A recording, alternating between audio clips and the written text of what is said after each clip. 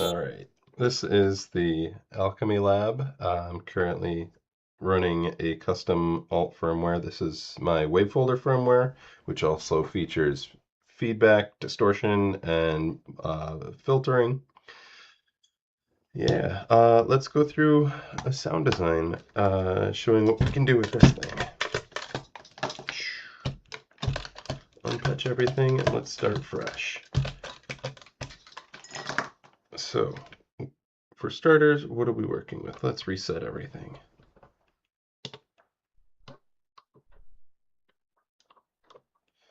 We have a sine wave coming into the wave folder, and why are we not getting anything? All right, off to a great start.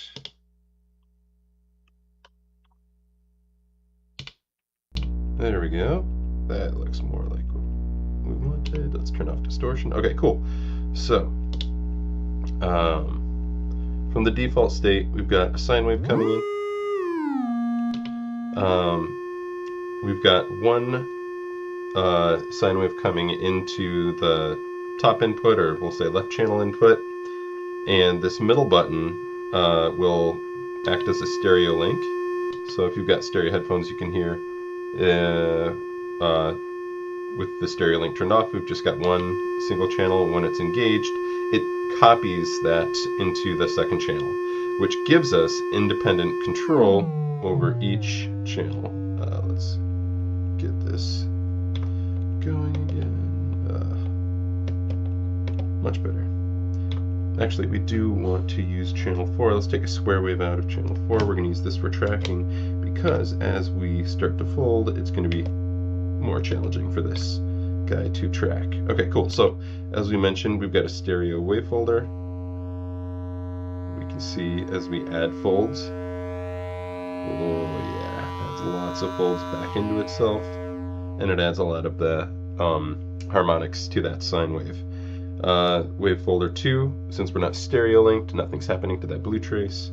When we enable stereo link, now we have independent, ooh yeah, independent 2 wave folders. In addition to the fold amount, we also have offset. So there's offset and symmetry. The symmetry is kind of an attenuator of offset.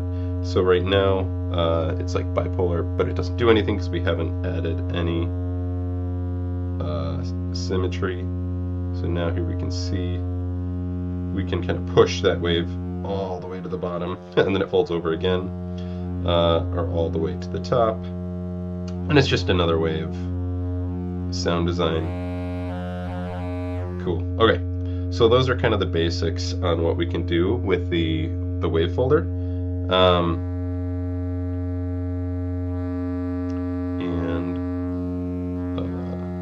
Yeah, cool. And so this is just a sine wave coming out here. Cool. Okay. Now, so that's the first page. We've got fold, we've got symmetry, and then we've got offset, and then the attenuator for offset. All of these are CV controllable, Let's see if I can get a cycle going here. So let's take the output and control the fold amount. That's pretty cool. We can control the offset too, and then the amount of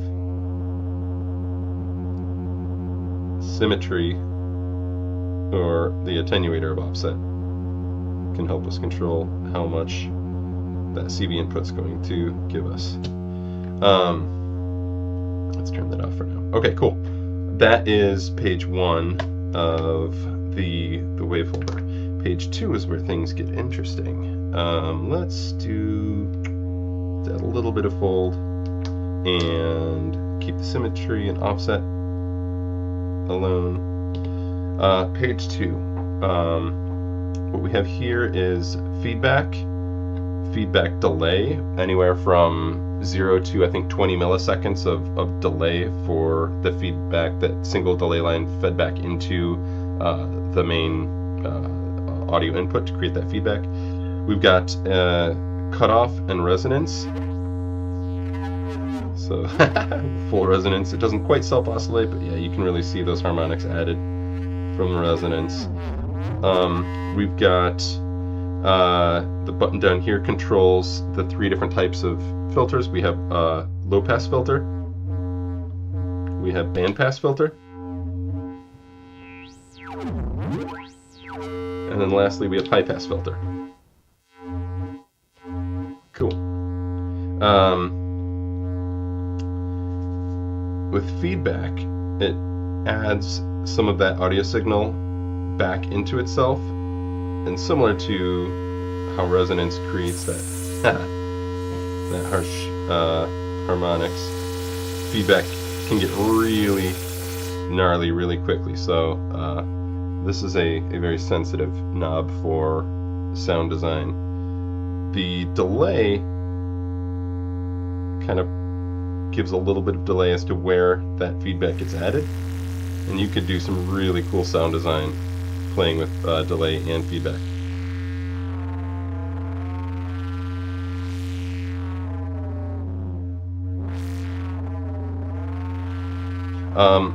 Also, I forgot to mention that the page 2 is global. So the green trace, which has some wavefolding, is going to have more harmonics, is going to be affected more by these parameters. The other channel, the blue trace, has no fold on it right now, so you're not going to see as much dynamics, but as you add more like feedback, you're going to eventually see some effect happening to that that blue trace. Ooh, that's awesome. This is also worth mentioning, with no input, it's still oscillating. So some of the feedback and filter will create its own self-oscillating sound design. Yeah, you can get real crazy with that. Alright, let's get that oscillator back in.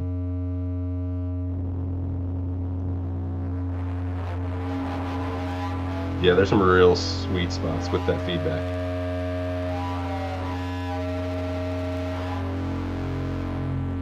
So that sounds cool. And let's introduce the last feature that we have over here, which is distortion. So this is going to overdrive. Oh yeah. Oh, you know what? Alright, so it's not doing anything yet because we have 3 different distortion states. By default it's off, because we've got distortion and distortion's offset, and we don't want the knob position to accidentally bump and apply the effect unwanted, so we have it controlled. So there's distortion off, distortion pre-filter, and then distortion post-filter.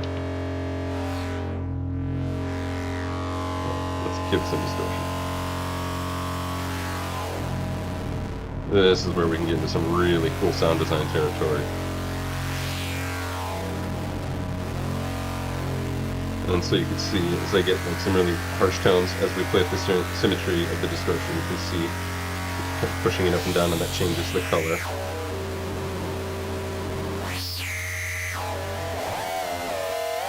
Yeah, you can see we can do some really cool sound design work with this.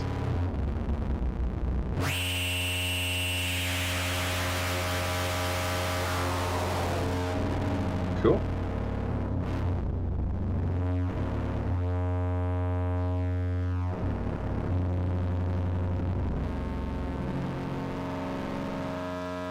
Yeah, now imagine running that through some delay, add some parameter locks.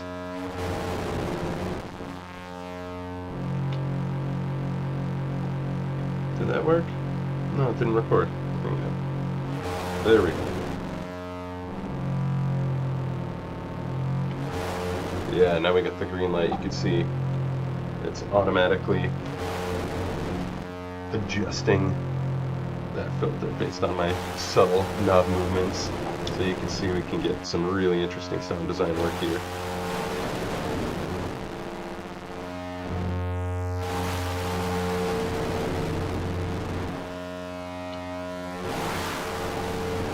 Oh, I wish I had some delay in here. Yeah, that's nice. And then with everything going nuts with all the distortion and feedback, we want to monitor that the original signal again. I've got a bypass.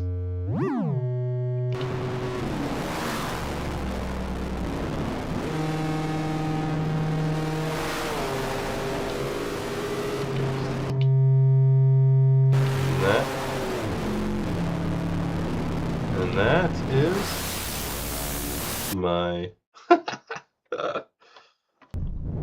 there we go. That is my wave folder with filters, feedback, and distortion.